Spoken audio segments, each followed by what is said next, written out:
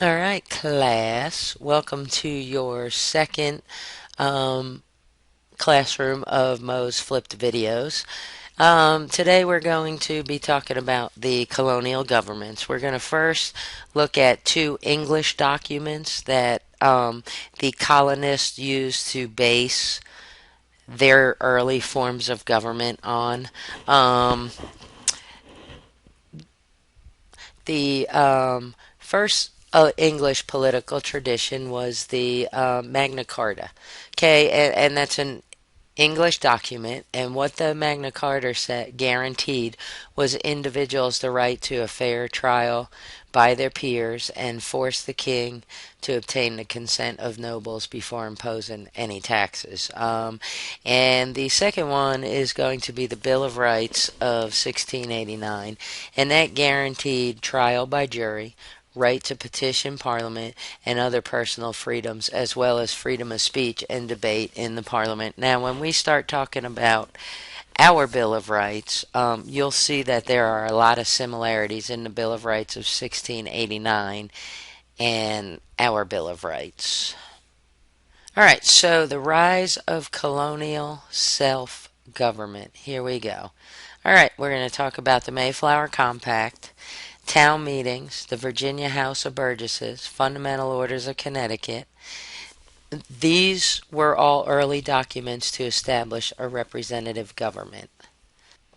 All right, here's the problem. How to create law and order. I know that we talked about briefly that if, we didn't have any laws or rules in school and you guys thought that was the dealio. Well, not so much. You need law and order. It doesn't matter.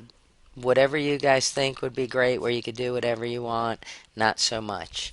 Their solution was to sign a compact to obey laws created for the good of the colony. All right, this isn't on your notes, but I want you to write it on the bottom. I want you to write the word compact, and the definition of that is a binding agreement. We're going to talk about the Mayflower Compact, and that's what it was. It was a binding agreement amongst the men that signed that. So write that as a vocabulary word. All right, the Mayflower Compact is an agreement to make laws for an organized colony. It was signed by the Pilgrims in 1620.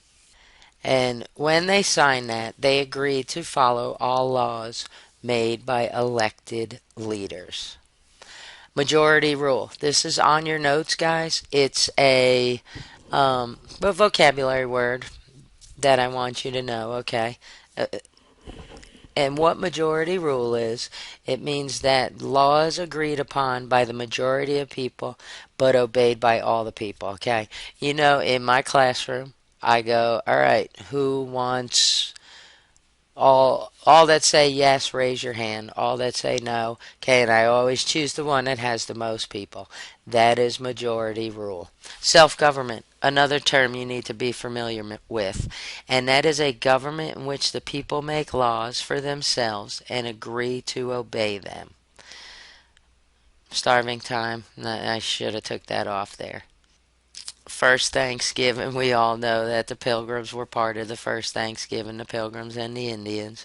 Thanksgiving, my favorite holiday. Love me some turkey. All right, next we have the Fundamental Orders of Connecticut. It was the first written constitution of modern times.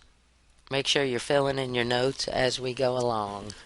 The fundamental orders of Connecticut recognize the rights for people to rule themselves. All right, and citizens were allowed to elect a legislative assembly, and that legislative assembly elected a governor.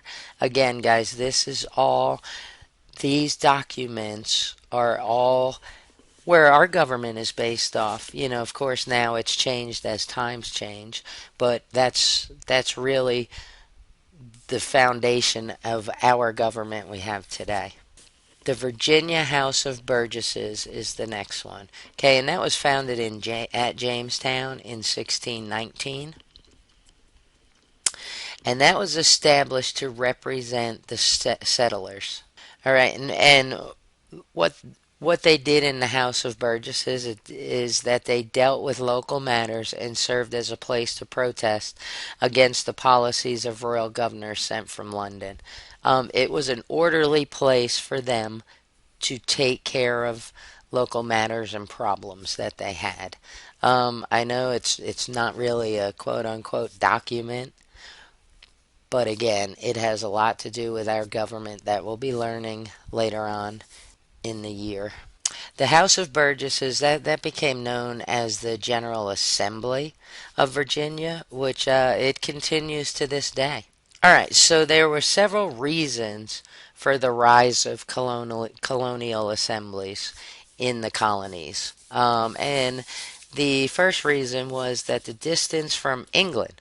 All right, it took a long time, as you guys know, to get from the colonies back to England or England back to the colonies. They didn't have airplanes and cell phones, so it wasn't a 5, 6 hour flight. It was like took over a month to get there. So the communication from England took over a month. Therefore, many decisions had to be made before that. Another reason for the rise of colonial assembly was the tradition of participating in the government. All right, the Englishmen that came over to the colonies, they were used to participating in the government or in the parliament. The wealthiest and most powerful colonists were the ones that mostly participated in the government here in the colonies. They served as local judges and ran county governments. And the third reason that you should be familiar with is a strong parliament. So after 1689, the colonial assemblies were strengthened, and the assembly shared power with a royal governor, but claimed the right to control taxation and to defend the colonists' rights. All right, we should be good to go. Um, Make sure you have your notes filled in. Tomorrow we're going to read some excerpts from these actual documents and talk about that. And I will see you in class tomorrow, and you have a great evening.